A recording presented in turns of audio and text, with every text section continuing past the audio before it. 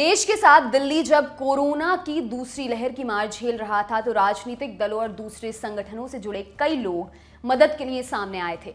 किसी ने ऑक्सीजन का इंतजाम किया तो किसी ने जरूरी दवाओं का। बाद में इन लोगों पर दवाओं और चिकित्सा सामग्री की जमाखोरी के आरोप भी लगे। इसे लेकर जनहित याचिका कोर्ट में पहुंची। अब दिल्ली सरकार ने हाई कोर्ट में बताया कि ड्रग कंट्रोलर ने इन लोगों के खिलाफ मामले वापस लेने का फैसला किया है। दिल्ली हाईकोर्ट में जनहित याचिका दायर कर इन नेताओं के खिलाफ एफआईआर का आदेश देने की मांग की गई थी। आरोप लगाया गया कि ये लोग जमाखोरी में लिप्त थे और कोरोना के इलाज में काम आने वाली दवाओं को अवैध रूप से बांट रहे थे। इनके ऐसा करने से बड़े पैमाने पर लोग इन दवाओं से वंचित रह गए। याचिका की सुनवाई दिल्ली हाईकोर्ट में जस्टिस विपिन सांघी और जस्टिस जसमीत सिंह की बेंच के सामने हो रही है।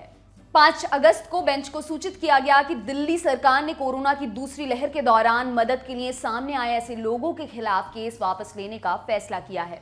दिल्ली सरकार ने कहा कि ऐसे सभी लोगों और संगठनों पर से केस वापस लिए जाएंगे जो बिना किसी गलत इरादे के कोरोना मरीजों को मेडिकल ऑक्सीजन और दवाएं मुफ्त उपलब्ध करा रहे थे।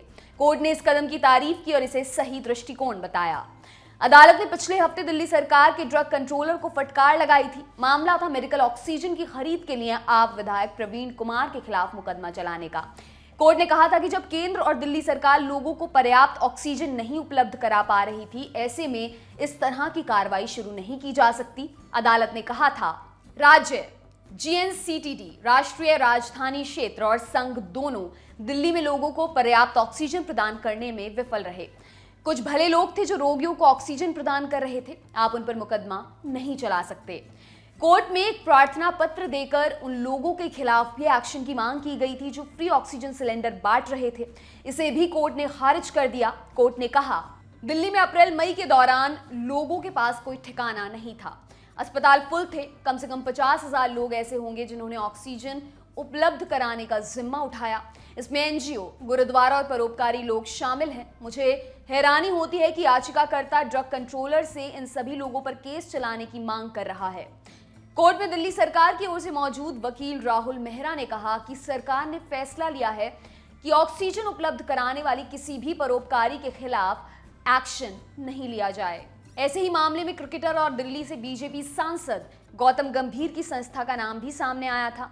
कोर्ट ने ड्रग कंट्रोलर को गौतम गंभीर और आप के अन्य विधायकों के खिलाफ जांच का निर्देश दिया था। इन पर कोरोना काल में दवाओं और ऑक्सीजन की जमाखोरी और अवैध रूप से स्टॉक जमा करने के आरोप थे।